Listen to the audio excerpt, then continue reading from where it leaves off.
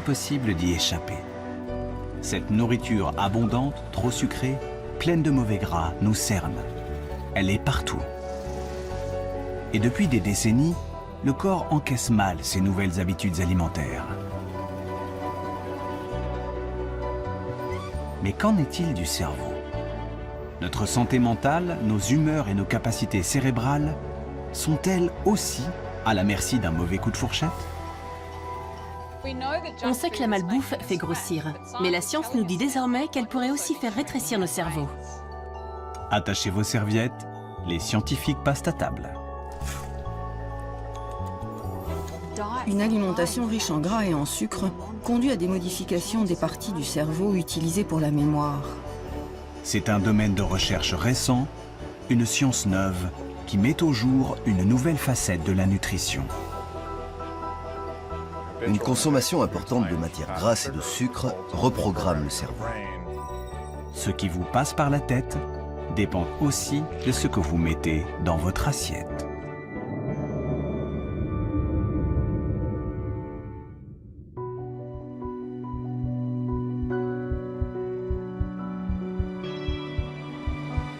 Tout commence dès les premiers repas, avant même la naissance.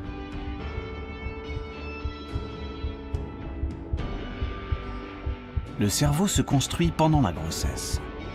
Son fonctionnement plus tard dépend de la manière dont il aura été nourri et de ce que la mère aura avalé pendant 9 mois.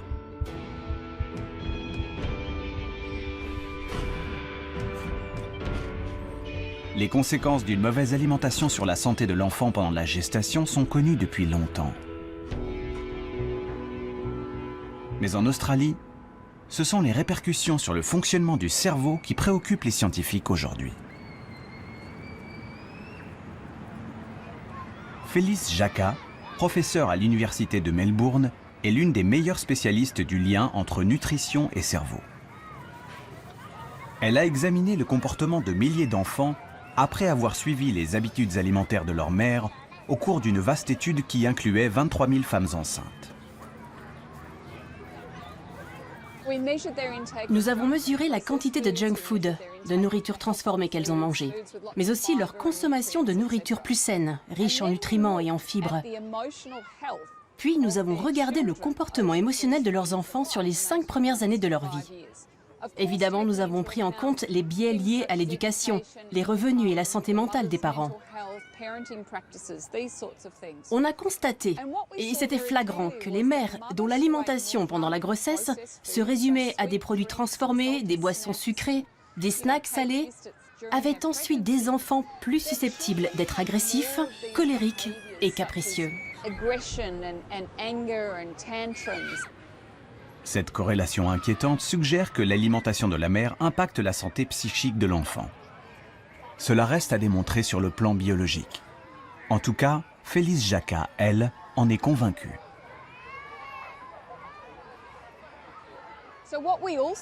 Cette étude norvégienne nous a aussi permis de découvrir que l'alimentation de l'enfant comptait autant que celle de la mère. Trop de malbouffe et trop peu d'aliments sains génèrent plus de comportements colériques et agressifs, mais aussi plus de tristesse, d'anxiété, d'inquiétude et de cauchemars. Depuis, les conclusions du professeur Jacka ont été confirmées par des études menées en Espagne, aux Pays-Bas et au Canada. Il existe un lien entre la qualité de l'alimentation et les problèmes d'humeur chez les enfants.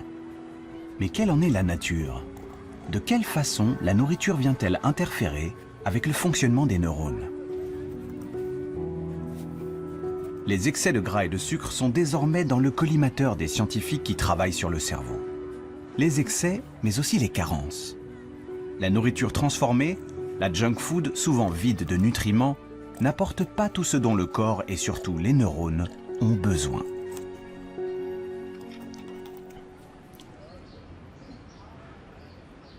Dans ce laboratoire de l'Université de Bordeaux, les scientifiques étudient les conséquences des carences alimentaires sur le cerveau des souris.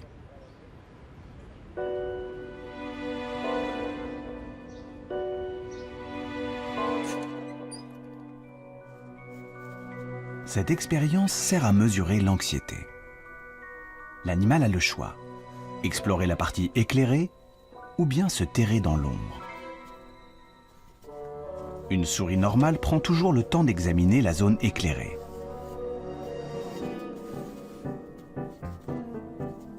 Mais celle-ci a été privée d'oméga 3 pendant sa croissance. Les oméga 3, c'est ce bon gras surtout connu pour ses bienfaits sur le cœur et les artères. Au lieu d'explorer l'environnement, la souris se réfugie dans un recoin sombre pour ne plus en sortir. Elle est stressée, angoissée. L'expérience a été reproduite de nombreuses fois sur des dizaines de souris. Pour les chercheurs, cet étrange comportement s'explique simplement. Sans oméga 3 pour se construire, le cerveau ne fonctionne pas normalement, car notre matière grise est à 90% composée de graisse qu'il ne sait pas fabriquer lui-même.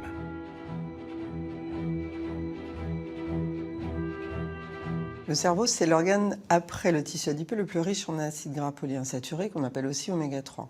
Donc ces oméga 3, ils sont indispensables, c'est-à-dire que comme l'organisme ne peut pas les fabriquer, il faut qu'on les mange, donc on va les trouver dans l'alimentation. Les poissons gras, les abats, les huiles végétales, les graines comme les noix ou les amandes ont longtemps été les principales sources d'oméga 3 pour l'homme. Des aliments qui se sont raréfiés dans la cuisine des pays industrialisés.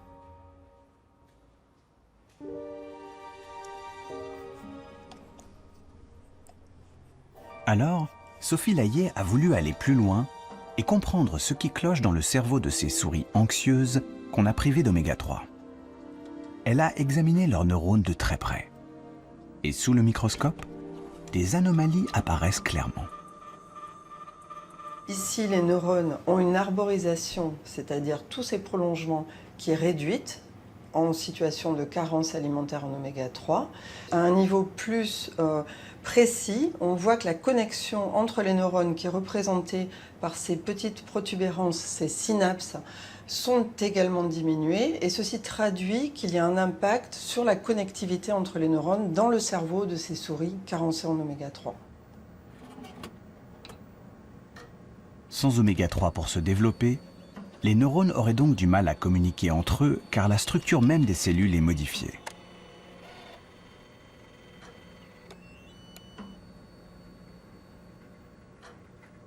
Les oméga 3 que l'on consomme vont rentrer dans le cerveau et s'incorporer dans les membranes des neurones.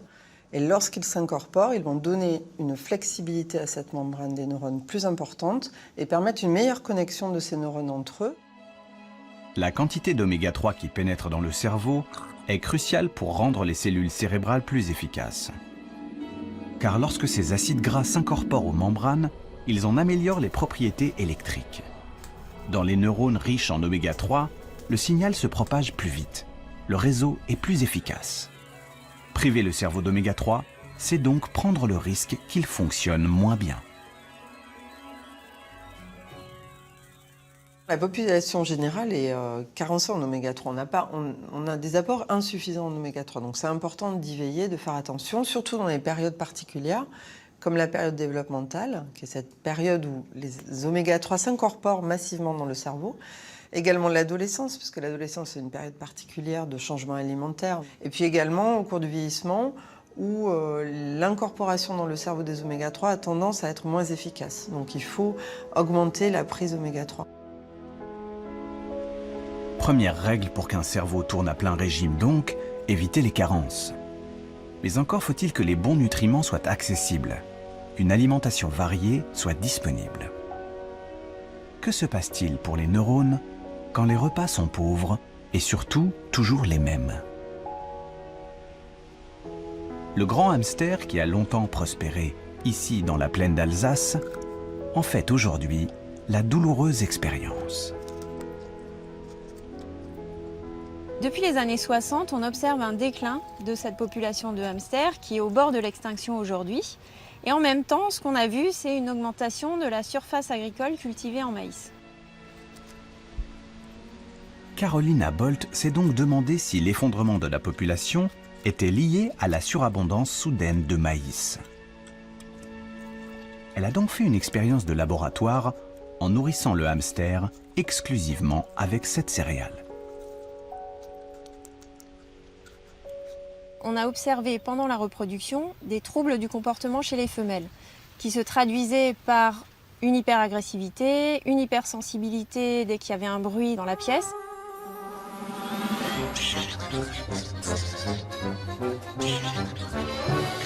Et surtout, ce à quoi on ne s'attendait pas, c'est que ces femelles ont dévoré leurs petits dès le premier jour après leur naissance. Et ce comportement a été observé chez plus de 80% des femelles. Un piètre régime alimentaire suffit donc à faire glisser le hamster dans une folie meurtrière. En cause, une simple vitamine. C'est une carence en vitamine B3 qui est à l'origine de ce comportement anormal, puisque lorsque nous les avons supplémentées en vitamine B3 en plus de leur régime à base de maïs, elles ont retrouvé un comportement tout à fait normal et elles se sont mises à allaiter leurs petits, à les élever comme des femelles nourries avec un régime diversifié. La mésaventure du hamster a quelque chose d'inquiétant. Un régime carencé, déséquilibré, pourrait-il déclencher chez nous aussi de l'agressivité, des réactions violentes?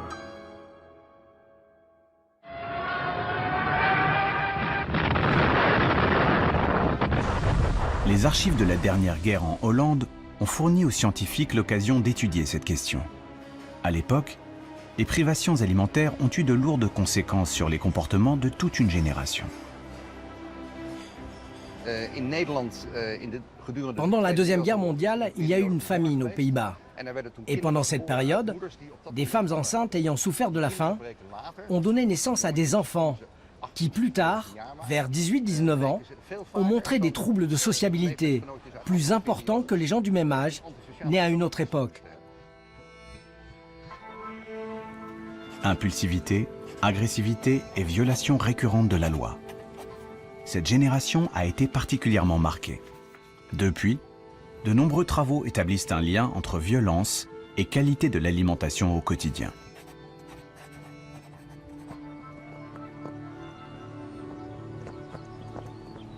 Abz Alberg est docteur en psychologie et conseiller politique au ministère de la Justice.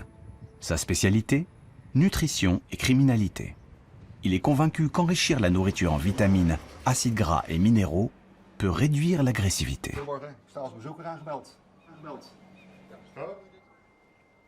Difficile de tester cette hypothèse dans la vraie vie, car beaucoup de facteurs et de circonstances peuvent influencer nos comportements, nos pulsions.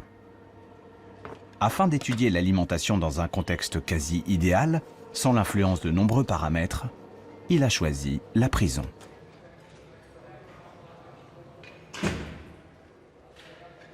Abz Alberg a donc lancé une expérience pour laquelle 221 détenus se sont portés volontaires.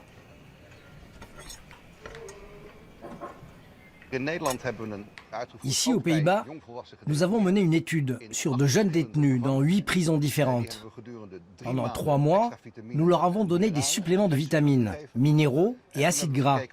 Puis nous avons regardé l'effet sur leur comportement. Nous l'avons mesuré de 2 manières différentes. D'abord, nous avons demandé directement aux détenus à quel point ils se sentaient agressifs. Puis nous avons demandé aux surveillants leur point de vue sur la question. Mais surtout, nous avons regardé le registre des incidents, le nombre de fois où les détenus étaient punis. Et on a vu que les placements à l'isolement avaient grandement baissé.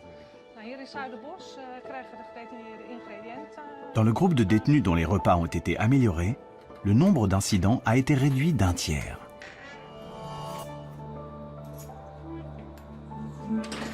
Des études équivalentes menées dans les prisons britanniques et australiennes arrivent à la même conclusion.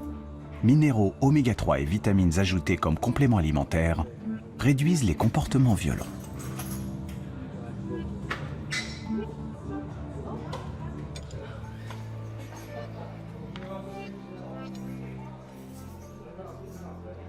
L'étape suivante, c'est de tester si nos découvertes scientifiques peuvent être mises en pratique.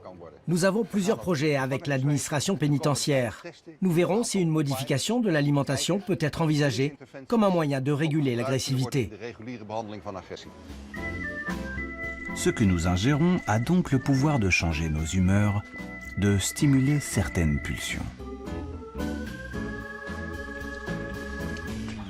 Mais le contenu de l'assiette pourrait-il aussi influencer nos décisions, celles que nous croyons prendre le plus librement du monde ?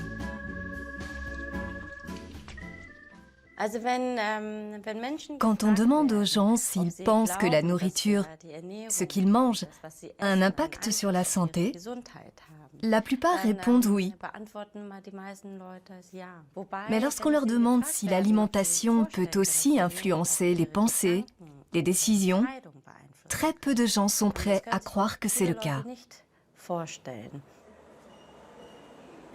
Pourtant, dans le très sérieux institut de psychologie de l'université de Lübeck en Allemagne, le professeur So-Young Park en a, pour la première fois, apporté la preuve. Ses travaux ont révélé le mécanisme par lequel la nourriture pouvait influencer nos pensées. Et pour cela, la chercheuse a élaboré une expérience plutôt originale. Imaginez que vous deviez résoudre le dilemme suivant. L'argent posé sur la table est à partager en 2 sommes. Mais c'est votre partenaire de jeu, un inconnu, qui décide de la répartition. Je te donne les 2 € et j'en garde 8 pour moi. Si vous acceptez cette offre injuste, vous repartez avec un peu d'argent, mais beaucoup moins que lui. Si vous refusez, personne ne gagne rien. Alors, que feriez-vous? Vous acceptez l'offre et prenez les 2 €, quitte à vous sentir floué, ou vous refusez et vous repartez les poches vides, mais gardez la tête haute. Eh bien, il s'avère que prendre ou ne pas prendre l'argent dépend d'une condition surprenante, ce que vous venez d'avaler.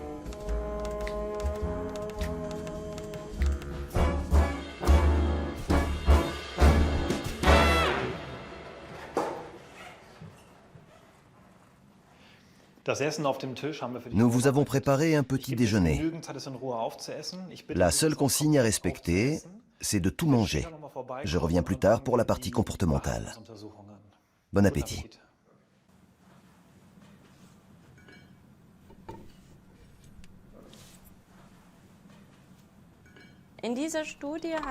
Dans le cadre de cette étude, nous avons suivi 24 personnes qui sont venues 2 fois au laboratoire pour prendre 2 petits déjeuners différents. Nous avons constaté qu'une même personne prenait des décisions complètement différentes en fonction de ce qu'elle avait mangé le matin. Pour le cobaye, les 2 petits déjeuners ont l'air identiques. En réalité, l'un est beaucoup plus protéiné que l'autre. La proportion de protéines par rapport au sucre est le seul paramètre qui change. Quelques heures après le repas, le cobaye passe alors plusieurs tests sur un ordinateur. Aujourd'hui, il a tendance à accepter l'offre. Son intérêt l'emporte sur son agacement. Il partira avec un peu d'argent en poche. La semaine passée, il avait surtout refusé et n'avait presque rien gagné. Le sujet ayant consommé un petit déjeuner plus riche en protéines le matin s'est montré tolérant aux offres injustes. À l'inverse, le sujet ayant consommé un petit déjeuner riche en glucides s'est montré plus intransigeant devant les offres injustes. En moyenne, le sujet, quand il a eu peu de protéines, rejette les offres injustes 2 fois plus souvent. Mais comment expliquer un résultat aussi surprenant? Pour comprendre et apporter une preuve biologique à cette observation, les scientifiques ont procédé à des analyses sanguines. Nous enverrons le sang au laboratoire pour analyse. On va mesurer le taux d'hormones et d'acides aminés. Pour les hormones, on s'intéresse à l'insuline, au cortisol, l'adrénaline et l'ACTH. Et pour les acides aminés, au tryptophane et à la tyrosine.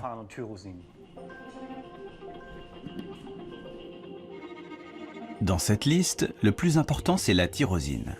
C'est un acide aminé qui entre dans la composition d'une protéine très importante pour le fonctionnement du cerveau, la dopamine. Cette molécule assure la communication entre les neurones, impliqués dans la motivation et la prise de risque.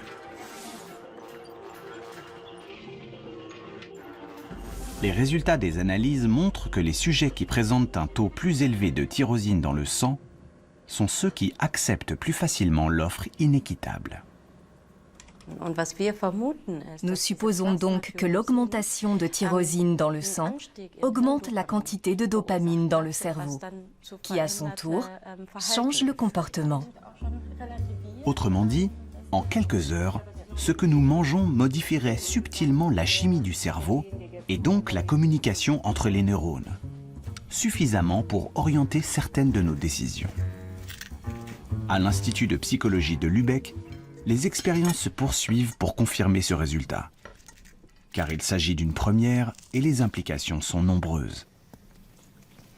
Dans la mesure où nous mangeons 3 fois par jour, chaque jour, nous réalisons que la nourriture possède un immense pouvoir, celui de modifier et de modeler l'homme. Il est donc indispensable de réfléchir à la manière dont nous pouvons nous servir de l'alimentation pour favoriser notre bien-être ou optimiser notre état mental.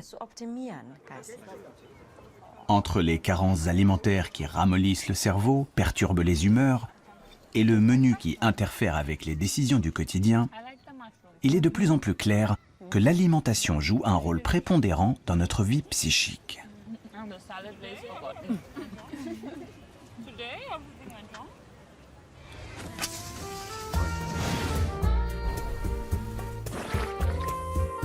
Mais qu'en est-il alors de la malbouffe, dégoulinante de sucre et de mauvaise graisse?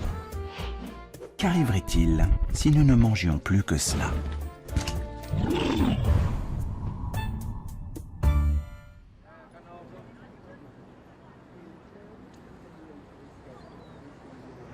C'est l'objet des recherches menées ici en Australie, à l'Université de Sydney.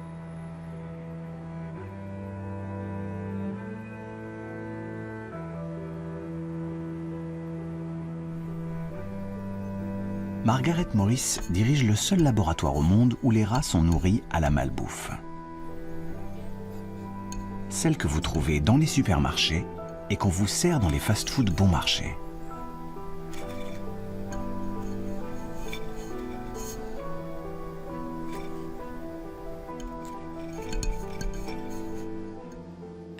Pour nos expériences, nous utilisons ce que tout le monde mange en Occident. On donne à nos rats des quiches, des frites, des gâteaux et des biscuits. Cette nourriture pas chère est toute préparée.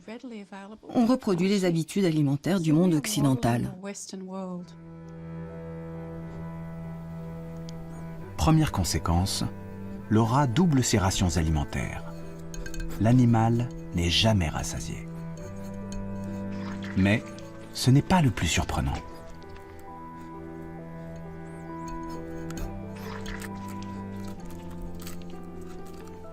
Notre sujet de recherche principal concerne l'impact de cette alimentation sur la mémoire. Nous pouvons le mesurer facilement grâce au test de la reconnaissance de position des objets.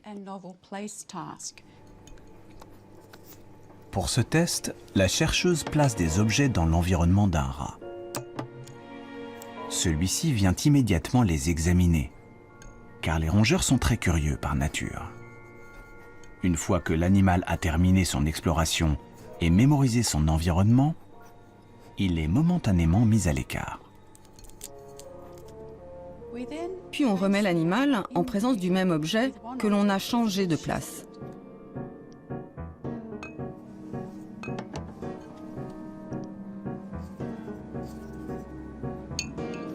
À son retour, le rat passe plus de temps à examiner l'objet qui a changé de place, car l'autre, il le connaît déjà. Il est gravé dans sa mémoire.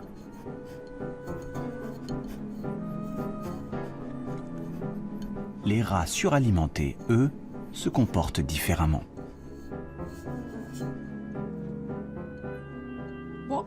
On a observé que les animaux qui mangent très gras, très sucré, ont du mal à se rendre compte, à se rappeler que l'objet a été déplacé. Contrairement aux rats qui ont mangé sainement, ceux qui mangent gras ou sucré passent autant de temps à explorer les deux objets, ce qui trahit une altération de la mémoire spatiale.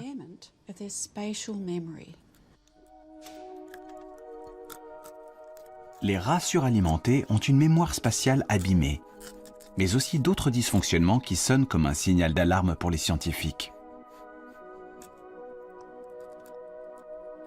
Ils trahissent une altération de l'hippocampe, une petite région nichée au cœur du cerveau, indispensable à l'apprentissage et à la consolidation des souvenirs.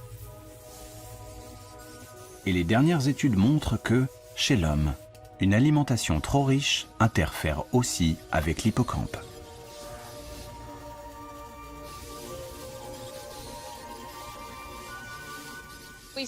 On a par exemple mis en évidence qu'il existait un lien entre l'alimentation et la taille de l'hippocampe, mais aussi avec celle de la matière grise ou de la matière blanche. Des études d'intervention commencent aussi à sortir. Elles montrent que 4 jours d'un régime à base de malbouffe suffisent à altérer les fonctions cognitives qui dépendent de l'hippocampe.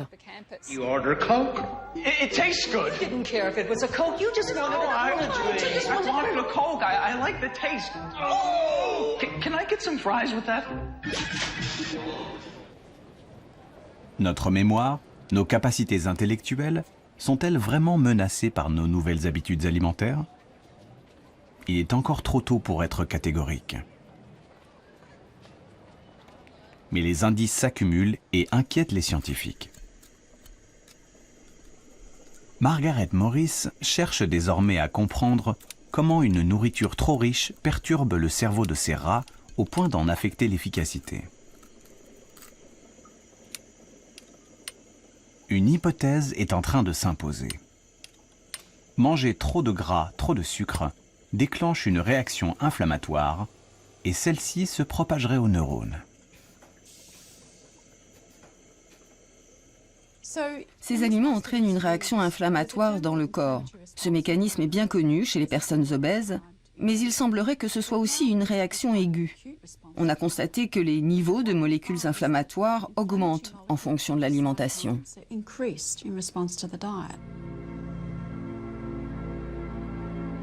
Une alimentation trop riche déboussole le système immunitaire.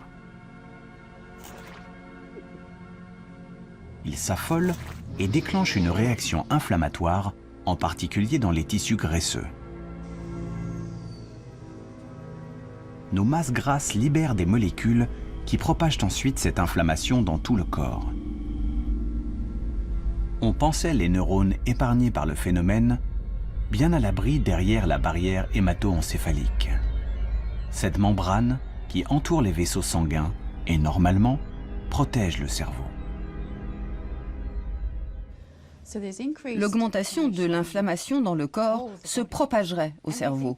La raison en est que la barrière hémato-encéphalique qui protège normalement le cerveau des molécules inflammatoires peut être détériorée par l'alimentation et devenir poreuse. Des fuites qui laisseraient passer ces molécules.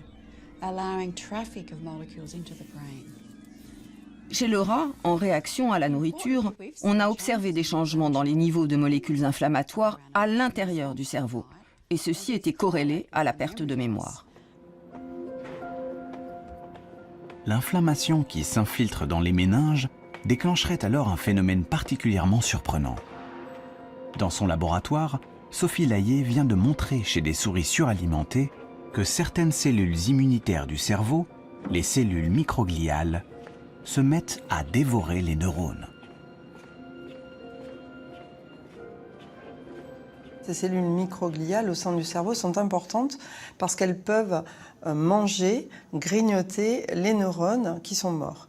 Or, lorsqu'elles sont dérégulées, et en particulier en situation de nutrition déséquilibrée, elles se mettent à manger des neurones qui sont vivants. Et donc, de fait, en consommant de façon excessive ces neurones, finalement, elles vont détruire, ou en tout cas participer à la destruction des réseaux neuronaux et de neurones qui sont vivants et qui devraient être fonctionnels.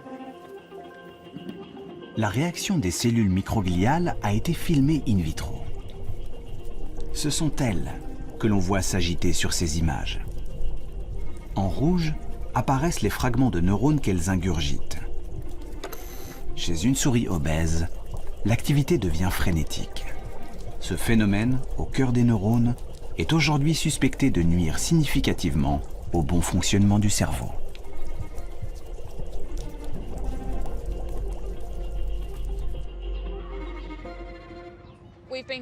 Cela fait 30 ans qu'on dit aux gens « Ne mangez pas ça, vous allez faire une crise cardiaque, vous allez avoir un cancer ou devenir diabétique ». Et ça n'a rien changé aux comportements alimentaires. On espère que si les consommateurs comprennent que ce qu'ils avalent est vraiment important pour la santé de leur cerveau et celui de leurs enfants, cela aura un impact plus profond sur leurs choix alimentaires.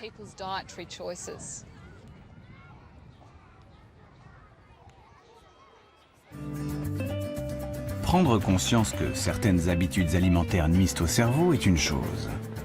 Mais comment résister aux tentations? Les envies sont souvent les plus fortes. La malbouffe, surtout le sucre, le glucose, nous pousse sans cesse sur la mauvaise pente. Le sucre, accusé de manipulation, de mener nos neurones par le bout du nez.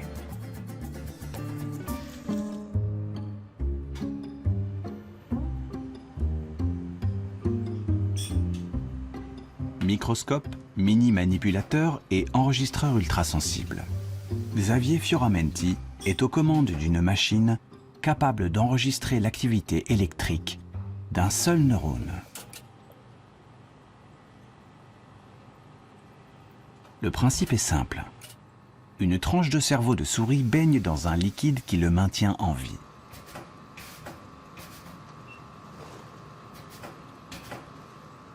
Et méticuleusement, le chercheur approche une électrode. L'opération est particulièrement délicate. Ici, je descends la pipette dans la tranche de cerveau. Et maintenant, on va approcher cette pipette d'enregistrement à proximité du neurone jusqu'à établir un contact. Et ici, voilà. Ça y est, on a établi un contact et maintenant, on va pouvoir mesurer l'activité électrique du neurone. Les pics vers le haut que l'on voit sont des potentiels d'action. C'est de cette manière que les neurones codent l'information dans le cerveau. Le temps qui s'écoule entre chaque pic constitue le message envoyé par le neurone. Maintenant, on va augmenter la concentration en glucose dans le bain. Et on va voir si cette cellule elle répond à cette augmentation de la concentration en glucose. Et comme on peut voir ici, cette cellule, en réponse à l'augmentation de la concentration en glucose, a une activité électrique qui est augmentée. Il y a plus de potentiel d'action qu'on pouvait le voir ici avant l'augmentation de la concentration en glucose. Ici, le signal est celui d'une seule cellule. Dans le cerveau, les neurones sont tous connectés les uns aux autres. Les scientifiques suspectent donc le glucose d'avoir la capacité de modifier l'activité de zones cérébrales entières, celles qui contrôlent les émotions, le plaisir.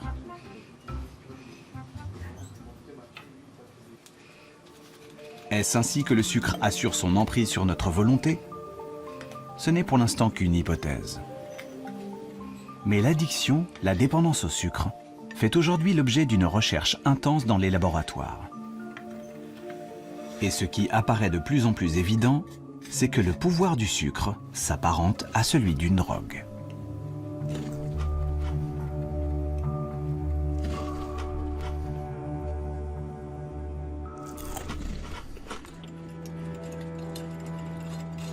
Serge Ahmed a été un des premiers à en apporter la preuve avec une expérience très simple. Il a d'abord élevé des rats en leur donnant de la cocaïne et du sucre. Puis, après des semaines de ce double régime, il a confronté les animaux à un choix. Donc là, nous avons la situation dans laquelle l'animal a le choix entre un levier qui est connecté à une seringue qui contient une drogue en solution, et donc la drogue en question, c'est une drogue dure, comme de la cocaïne et l'héroïne, et à gauche, un levier qui lui permet de contrôler une autre seringue qui contient une boisson sucrée. Et là, on voit que l'animal fait le choix de la boisson sucrée. Les rats se tournent 4 fois plus souvent vers l'eau sucrée que vers la drogue. Pas d'overdose avec le glucose, mais l'envie irrépressible est bien là. Donc cette expérience, très simplement, démontre que le sucre a un potentiel addictif plus important que nous l'avions imaginé jusqu'à présent, et peut-être même plus important que celui de drogues dures, comme la cocaïne et l'héroïne.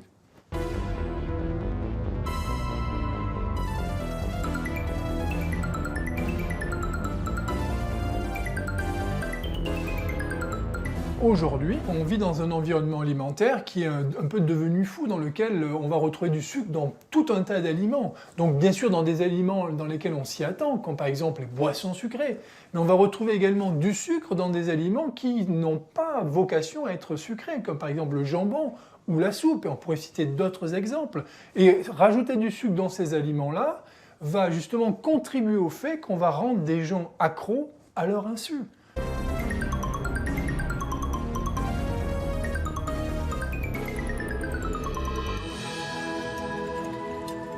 Alors, sommes-nous vraiment tous drogués à la barre chocolatée et au sucre, dissimulé dans la plupart des produits de supermarché? Son pouvoir addictif si puissant chez le rat l'est-il tout autant chez l'homme?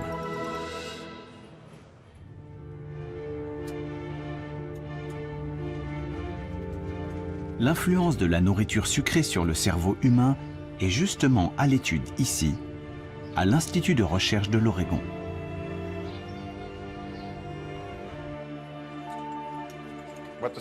Ce programme de recherche a montré que la consommation habituelle d'aliments riches en énergie altère l'activité cérébrale de la même façon que la consommation de drogue.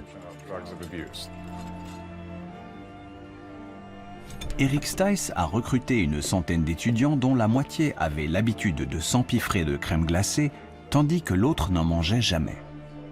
Tous sont venus au laboratoire pour siroter un milkshake à l'intérieur d'une machine IRM et livrer le secret de leur activité cérébrale. Aujourd'hui, on va vous donner du milkshake au chocolat et enregistrer l'activité de votre cerveau au moment où vous avalez le milkshake et juste avant. Il s'agit d'étudier les conséquences neuronales de la consommation d'aliments très caloriques.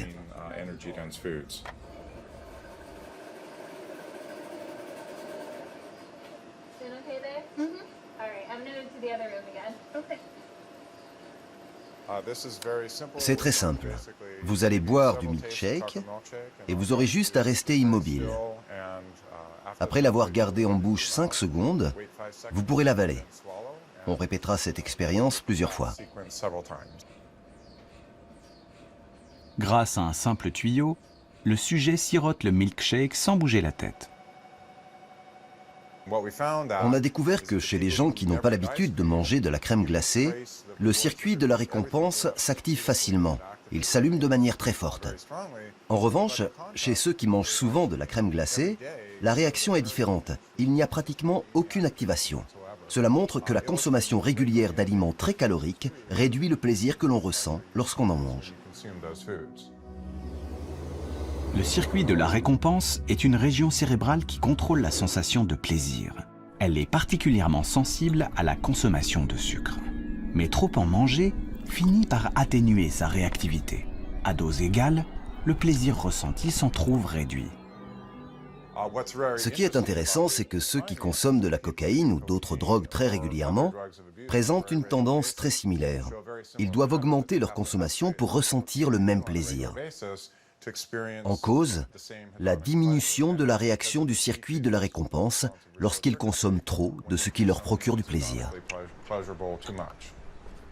Autrement dit, il en faut toujours plus pour avoir sa dose. Comme chez le rat, le sucre agirait donc sur notre cerveau à la manière d'une drogue. Son pouvoir addictif est-il pour autant aussi puissant chez l'homme? La question divise encore la communauté scientifique. Mais l'expérience d'Eric Stice a révélé un autre effet plus subtil et peut-être plus pernicieux encore. Le cerveau, après un régime trop riche en sucre, devient hypersensible aux images de nourriture. Plus vous mangez de crème glacée et moins votre circuit de la récompense réagit. En revanche, il s'allume beaucoup plus fort quand vous percevez une image qui annonce que vous allez peut-être en manger. Le circuit s'emballe quand vous voyez un magasin de crème glacée en voiture ou si vous voyez une publicité pour de la glace à la télé. Et il s'active bien plus chez ceux qui consomment souvent de la crème glacée que chez ceux qui n'en mangent jamais. C'est ce mécanisme qui incite à manger sans avoir faim et qui est à l'origine de l'obésité et de tous les problèmes de santé qui vont avec. L'influence directe de la nourriture sur notre cerveau joue donc un rôle crucial dans ce que nous choisissons de manger chaque jour. Le comportement alimentaire s'avère être un phénomène extrêmement complexe. Les enjeux de santé publique poussent les scientifiques à étudier tous les mécanismes qui président aux choix que nous faisons au quotidien.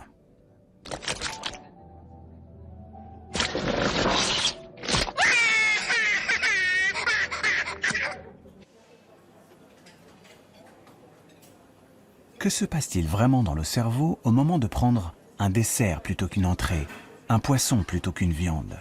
Qui tire vraiment les ficelles?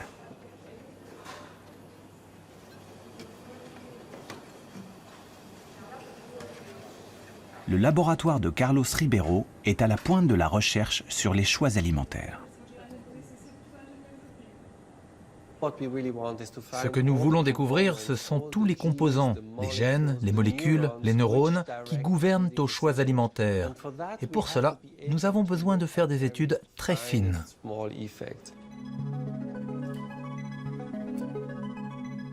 La simplicité de son modèle, la mouche, permet d'explorer de nouvelles voies, de nouvelles hypothèses. Pour comprendre le comportement alimentaire de la mouche, Carlos Ribeiro vient de mettre au point une machine qui permet de suivre dans les moindres détails les choix que fait l'insecte quand il passe à table. Lorsque la mouche touche la nourriture, on peut le voir avec ce capteur. Il s'agit du même que celui utilisé dans une tablette ou un téléphone tactile. Mais là, on ne détecte pas un doigt, mais le contact avec la nourriture. Ce qui nous permet d'analyser de manière précise le choix de la mouche entre protéines et sucre, mais aussi comment elle mange, en quelle quantité, à quelle vitesse, à quelle fréquence. On peut vraiment disséquer tous les détails de ces décisions contrôlées par le cerveau. Grâce à cette technique, Carlos a prouvé que ce qui oriente le choix alimentaire, ce sont d'abord les carences. Naturellement, les mouches privées de protéines préfèrent la nourriture riche en protéines. Mais en regardant de plus près, il a observé que ce n'est pas toujours le cas.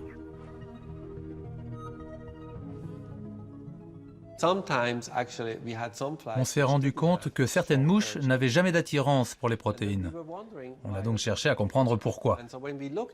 Et on a découvert que l'intestin des mouches qui ne s'intéressaient pas aux protéines était colonisé par des bactéries. Après avoir réalisé de nombreuses expériences, on a montré qu'il existait 2 bactéries spécifiques qui inhibent l'appétit pour les protéines. Ces 2 bactéries ont donc un impact très important sur l'envie de protéines chez les mouches. Les mouches, au moment de choisir leur alimentation, sont donc influencées par les bactéries présentes dans leur intestin. Cette découverte inattendue soulève évidemment une question importante. Les bactéries de notre propre flore intestinale, ce que les scientifiques appellent le microbiote, sont elles aussi à la manœuvre dans notre cerveau? Jouent-elles un rôle dans nos préférences alimentaires?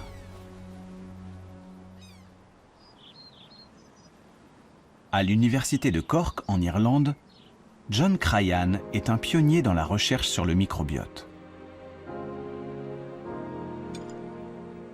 Il a réussi à prouver que chez les mammifères aussi, les bactéries de l'intestin interviennent dans certains comportements. Lorsque vous prélevez des bactéries sur des souris anxieuses et que vous les transplantez à des souris normales, le niveau d'anxiété de ces dernières augmente et vice-versa. Lorsque vous prenez des bactéries chez des souris sereines, vous pouvez normaliser le stress des souris anxieuses. Les scientifiques commencent même à comprendre comment ces bactéries dialoguent avec les neurones.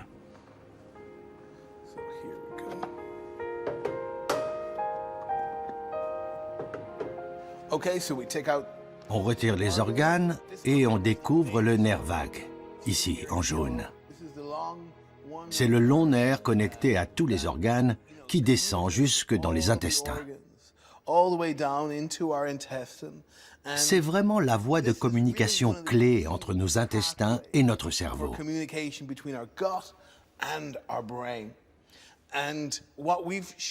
Avec des collègues canadiens, il y a quelques années, nous avons montré sur la souris que si l'on coupe le nerf vague, tous les effets liés à certaines bactéries disparaissent. Ceci montre bien que le nerf vague est une voie de communication clé entre les intestins et le cerveau.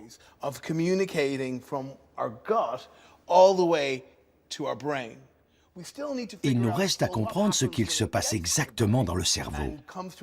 Nous devons découvrir comment les signaux activent les zones cérébrales qui contrôlent des comportements complexes comme le comportement alimentaire. Et c'est là-dessus qu'on travaille en ce moment. L'influence des bactéries sur nos préférences alimentaires reste donc à démontrer aujourd'hui. En revanche, il est établi qu'elles agissent sur l'humeur et l'anxiété. Les scientifiques considèrent même désormais le microbiote comme une sorte d'intermédiaire, un agent de liaison entre la nourriture et notre cerveau.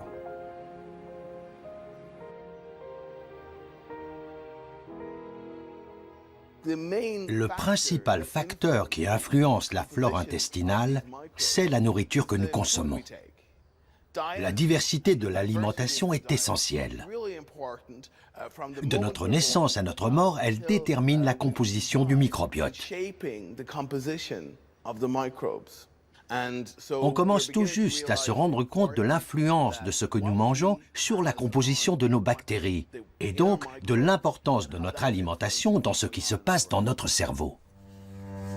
Notre bien-être dépend donc, entre autres, de celui de notre microbiote. Un bon régime pour notre humeur est un régime qui convient d'abord aux bactéries de nos intestins. Ce constat a fait naître l'idée de se servir de l'alimentation pour cajoler son cerveau et ménager sa santé mentale. Et là, c'est le fameux régime méditerranéen qui a séduit les scientifiques. Le régime méditerranéen est très riche en végétaux. Beaucoup de verdure, beaucoup de légumes, mais aussi des fruits. Un autre élément important, les légumineuses, comme les haricots, les lentilles et les pois chiches. Également les noix et les graines, le poisson et bien sûr l'huile d'olive. L'huile d'olive est une composante très importante du régime méditerranéen. On pense que cette variété alimentaire permet une plus grande diversité du microbiote qui vit dans nos intestins. Le lien entre cette diversité au sein des intestins et une bonne santé a été mis en évidence.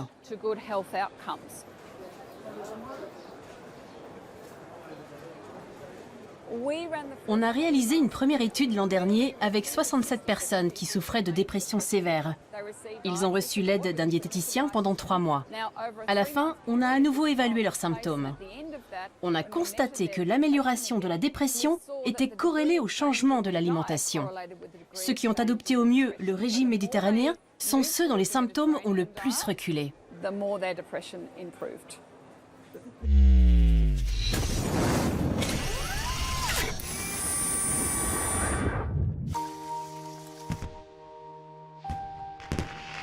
Mettre la cuisine au service de son cerveau est une idée qui fait son chemin.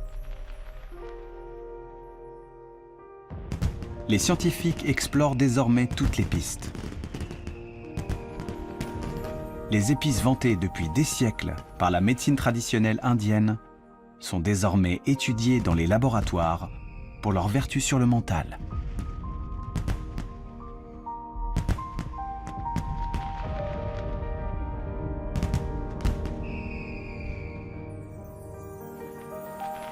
Les fruits rouges nourrissent aussi de grandes attentes. Les polyphénols qu'ils contiennent ont la capacité de revigorer les neurones sur le déclin. Ces polyphénols, en particulier ceux des fruits rouges, il se trouve que lorsqu'on les donne à des souris âgées, on a pu observer que leur déclin cognitif est amélioré. C'est-à-dire que ces animaux sont protégés vis-à-vis des troubles de la mémoire qu'ils peuvent avoir. Et ceci nous a conduit à faire un essai chez l'homme, et en l'occurrence une étude très récente qui a été menée chez plus de 200 sujets qui avaient 65 ans et plus et qui étaient sains, mais qui ont un déclin normal, on va dire, se retrouvent protégés lorsqu'ils consomment des doses importantes de polyphénol.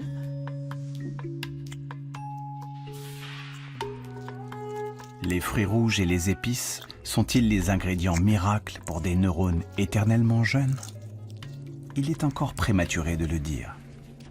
La science commence à peine à découvrir les secrets de cette relation inattendue entre l'alimentation et le cerveau. Le menu idéal pour nos méninges reste largement un mystère aujourd'hui. Mais un régime diversifié, équilibré, qui boude la nourriture transformée, le sucre, et qui favorise les fruits et les légumes, semble à ce jour la meilleure recette pour préserver au mieux ses facultés mentales. Ma grand-mère disait, tu es ce que tu manges, alors mange bien. Et la science est en train de montrer à quel point elle avait raison.